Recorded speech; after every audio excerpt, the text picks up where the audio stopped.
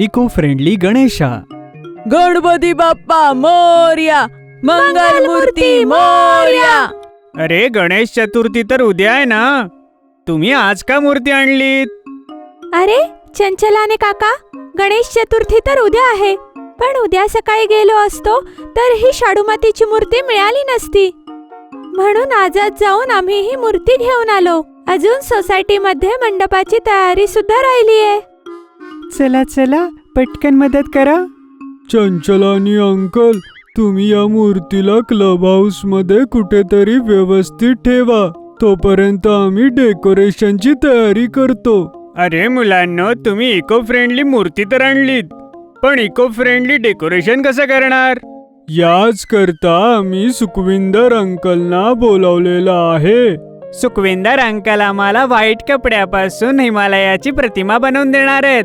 आणि सुरेश अंकल त्याच्या मागे भगवान शंकर आणि माता पार्वतीचं चित्र मातीच्या रंगापासून बनवून देणार आहेत.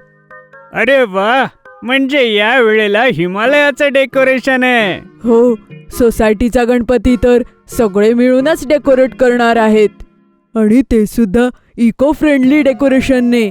Eco friendly Ganesha. चला चला बंटी आणि राजू, तुम्ही सुखविंदर काका आणि सुरेश काकांना घेऊन या. मी काही सामान घेऊन येतो आणि आपण सगळे क्लब हाऊस मध्ये भेटूया.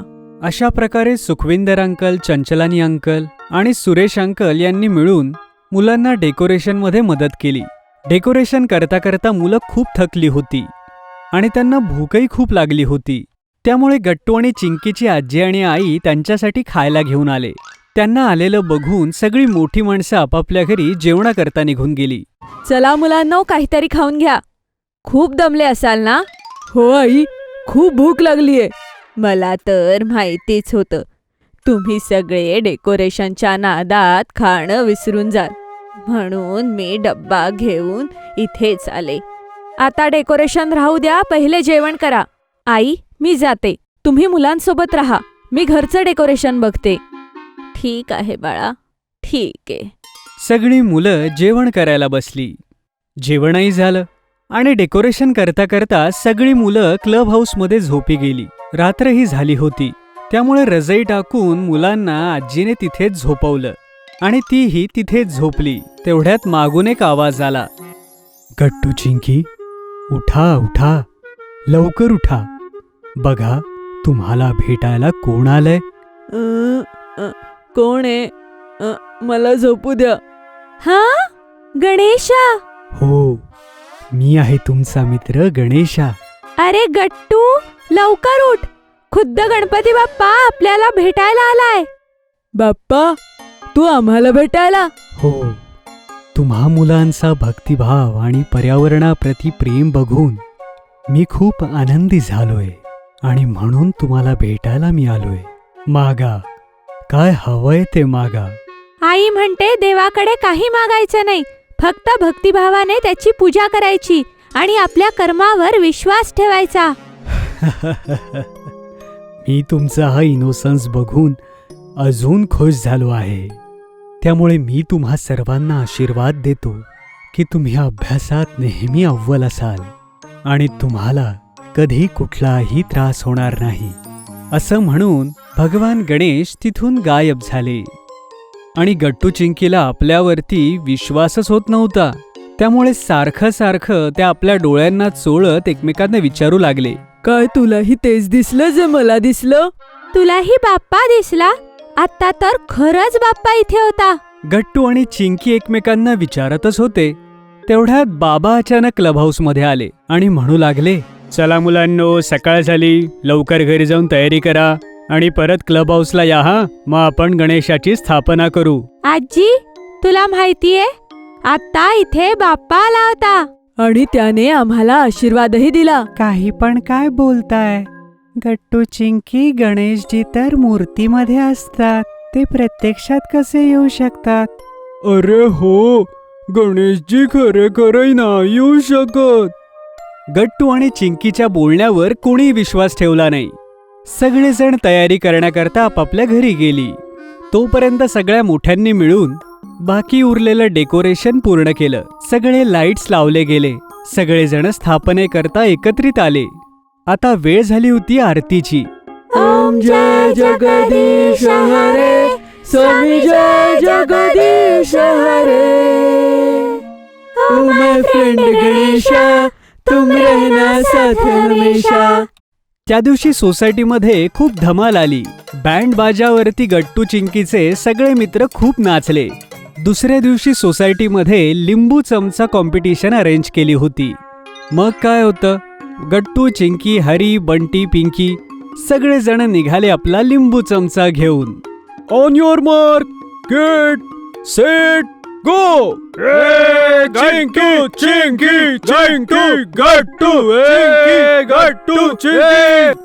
कधी गट्टू पुढे राहायचा तर कधी पिंकी, कधी गट्टू कधी पिंकी. असं करता करता शेवटी पिंकीने ही रेस जिंकली.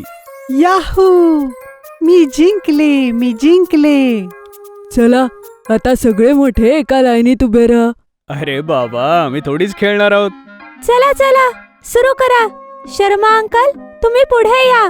सुरेश अंकल, सुखविंदर अंकल, बाबा या ना लवकर. अरे हो मुलांनो, थांबा, आलो.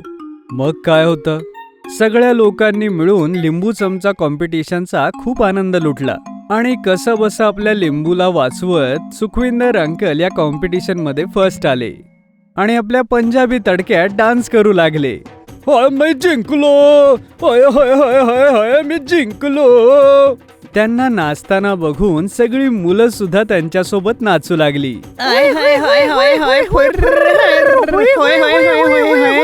दुसऱ्या दिवशी पोटॅटो रेस होती. आज तर बघच, आज मीच जिंकणार.